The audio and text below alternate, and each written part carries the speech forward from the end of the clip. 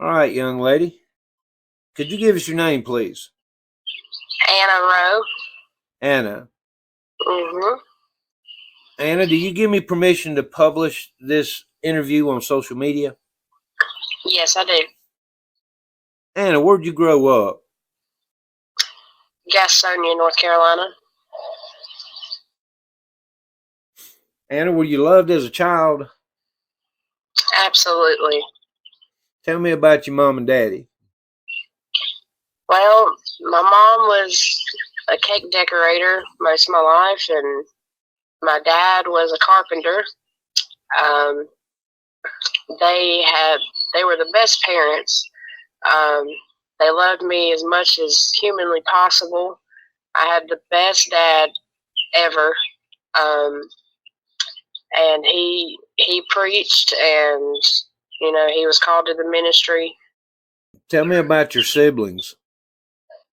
I have an older brother named Jonathan. Um, he's an awesome man of God, and he's a welder, and he's been the best big brother a girl could ask for. What's your favorite childhood memory growing up?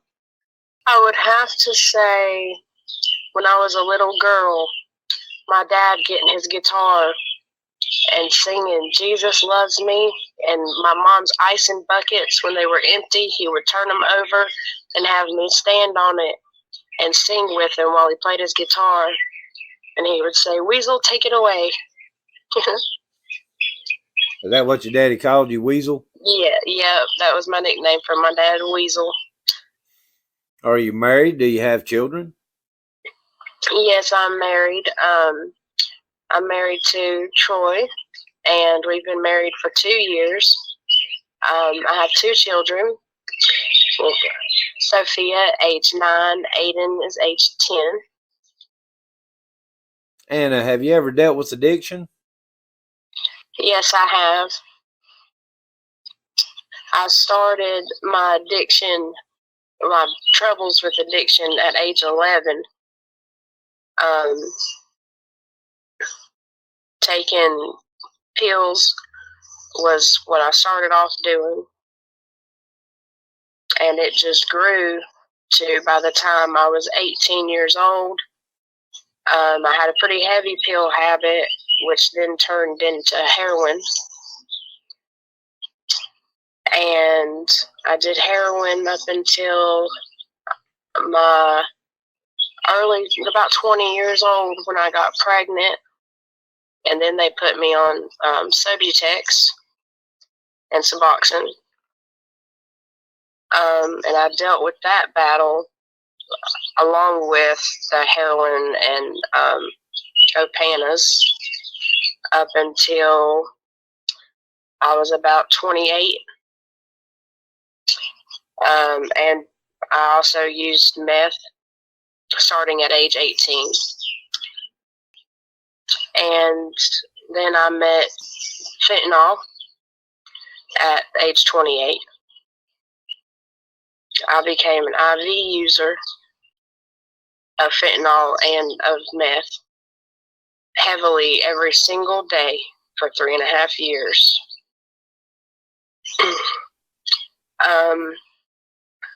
Up until about 2 weeks ago, this Thursday will be 2 weeks, I overdosed. But this time, when I overdosed, I flatlined. I had no pulse. And that was due to fentanyl. And I was in the height of my addiction at that point, where I was IV using fentanyl and crystal meth at the same time. My husband performed CPR. The cop that showed up first, about 5 minutes after I overdosed, she continued to perform CPR on me until paramedics got there. It took 3 shots in my chest of Narcan and a defibrillator to bring me back.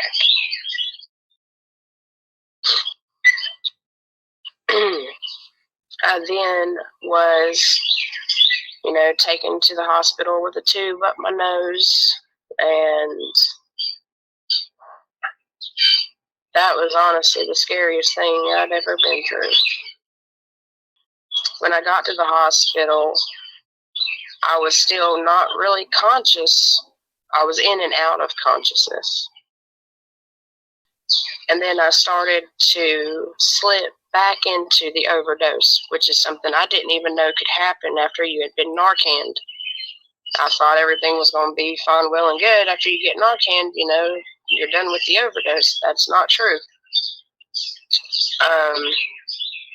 Depending on how much you have in your body, you can slip right back into the overdose and they can start to lose you again. Well, that happened to me. So they had to Narcan me again.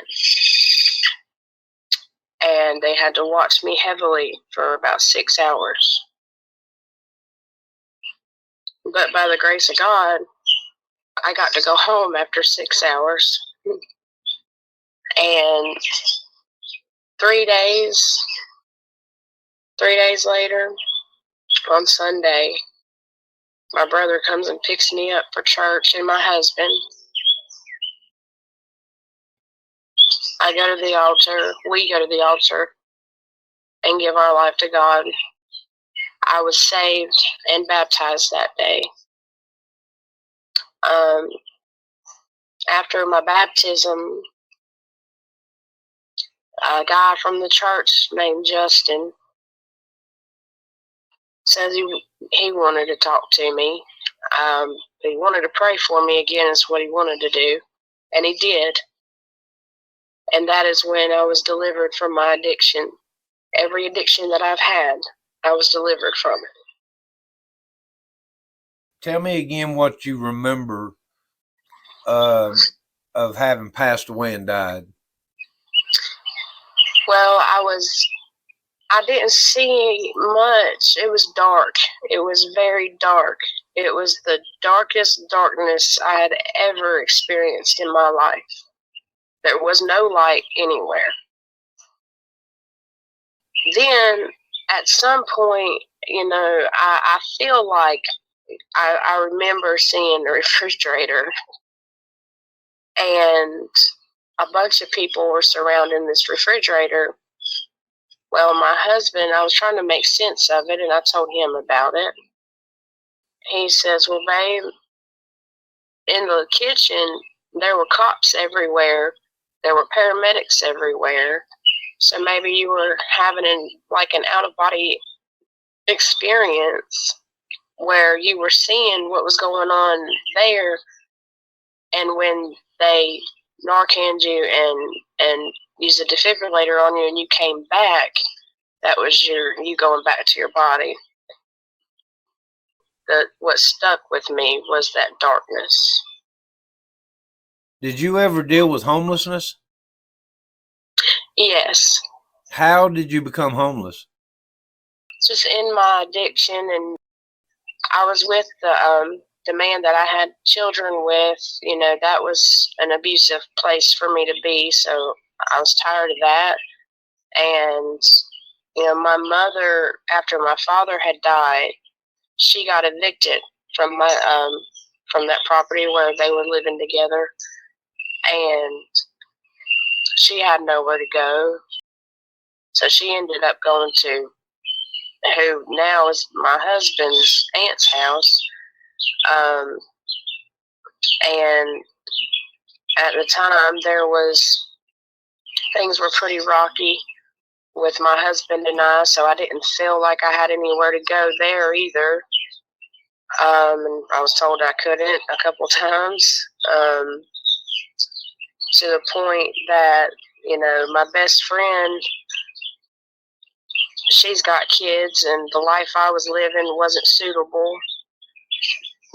My grandmother had my kids, so that wasn't going to work either. So I just kind of floated around,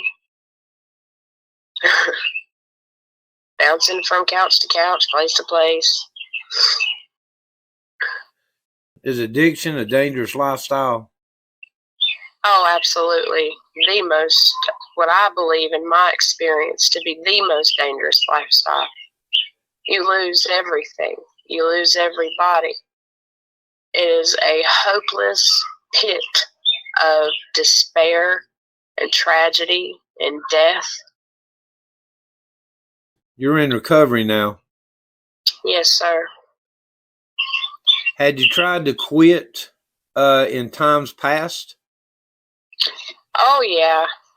Oh, yeah. I had tried and tried to no avail. You know, I would try and I'd get, a day or two. And actually, I had gotten to 250 days clean when I relapsed at the beginning of this year. And it wasn't long after that when I overdosed. What was the difference in the times past where you tried to get clean and this time here? I was trying to do it on my own then, without God, without being saved, without dedicating my life to Him. You know, there's this it's crazy how it's not crazy, it's amazing, and it's the best thing I've ever experienced when I surrendered my life to God and I got my addiction taken. I got the taste of it taken from me. That is absolutely the only thing that is keeping me going is God. What could families do to help their loved ones or friends that are in addiction? What's the most misunderstood thing about addiction? That you can want it for them, but it ain't going to happen until they do it for themselves. You can't come out of addiction for your mom. You can't come out of addiction for your brother or for your husband. You have to want it. You have to want it for yourself. You know, a lot of people say, "Oh, well, I'm quitting for such and such," but in my experience, quitting for somebody else, and then when you relapse, because relapse is inevitable when you're trying to do it on your own. That you go back to it almost 10 times harder than when you tried to quit before, because you're not doing it for the right reasons. Who supports you now? Now I have the amazing support of the church that I attend, and I'm living in a transitional house, a sober living house, and I have the support of everybody here. I have the support of my mother, my brother, and Jesus, the biggest supporter of all. Do you have any regrets?